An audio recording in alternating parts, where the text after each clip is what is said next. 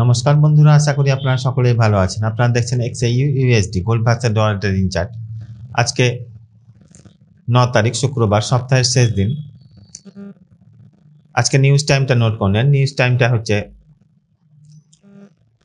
7টায়, সন্ধ্যে 7টায় ও 8:30-এ। দেখুন, এটা একটা উইকলি ক্যান্ডেল। গত উইকলি ক্যান্ডেলটা যেটা ক্রিয়েট হয়েছিল সেটা একটা বিয়ারিশ ক্যান্ডেল ক্রিয়েট হয়েছিল। আজকে সপ্তাহের শেষ দিন, তার জন্য উইকলি ক্যান্ডেলটা দেখাচ্ছি। উইকলি ক্যান্ডেলটা দেখুন, এরপরে যদি একটা বিয়ারিশ ক্যান্ডেল ক্রিয়েট হতো তাহলে আমরা সেলিংয়ে দেখতে পারতাম আর সেলিং স্টার্ট হতো। এরপরে যদি একটা বিয়ারিশ ক্যান্ডেল ক্রিয়েট হয়ে যায় আজকে, তাহলে আমরা রিটেস্টে সবসময় সেল দেখবো, আর যে বাইং স্ট্রাকচারটা আছে সেটা সেলিং স্ট্রাকচারে পরিণত হবে উইকলিতে। তখন রিটেস্টে সেল দেখা যেতে পারে। এবার আসা যাক ডেলি ক্যান্ডেলে। এই যে উইকলি ক্যান্ডেলটা দেখুন, উইকলি ক্যান্ডেলটা নিচে যদি ক্যান্ডেল ক্লোজ করে দেয়, এই রেড ক্যান্ডেলটা নিচে যদি ক্যান্ডেল ক্লোজ করে দেয়, তাহলে আমরা রিটেস্টে তখন সেল দেখব। এরকম যদি ক্যান্ডেল নিচে যদি ক্লোজ করে দেয়, তাহলে আমরা তখন সেল দেখব, রিটেস্টে সেল দেখব। আবার আসা যাক ডেলি ক্যান্ডেলে দেখুন, ডেলি ক্যান্ডেলে আমি বলেছিলাম সবসময় বাই দেখতে যদি এই লেভেলটার নিচে ক্যান্ডেল ক্লোজ করে দেয়, এই 4275 নিচে যদি ক্যান্ডেল ক্লোজ করে দেয়, তাহলে আমরা রিটেস্টে তখন সেল দেখব, আর যে বাইং স্ট্রাকচারটা আছে সেটা সেলিং স্ট্রাকচারে পরিণত হবে। এবার আসা যাক H4 ক্যান্ডেলে দেখুন কি সিচুয়েশন ক্রিয়েট হয়েছে। H4 ক্যান্ডেলেও আমরা বাইয়ে আছি। এই যে একটা লেভেল আছে, এই লেভেলটার উপরে ক্যান্ডেল দেখুন ক্লোজ করেছে, আবার রিটেস্ট করেছে, আবার বেড়েছে। দেখুন, উপরে ক্যান্ডেল ক্লোজ করেছে, রিটেস্ট করেছে, বেড়েছে, আবার রিটেস্ট করেছে, আবার বেড়েছে।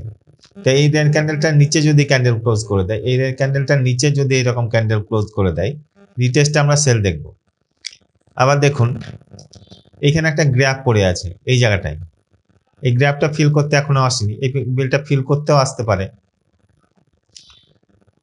H1-এ দেখুন, H1-এ কি সিচুয়েশন ক্রিয়েট হয়েছে।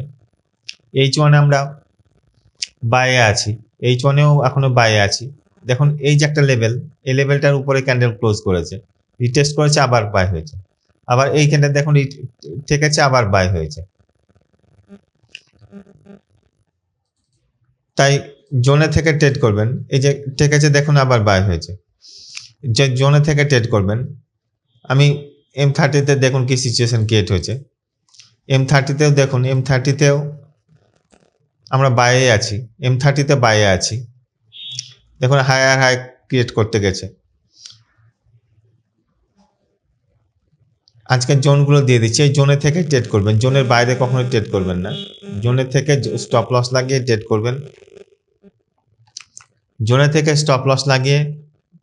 করবেন, জোনের বাইরে কখনোই ট্রেড করবেন না।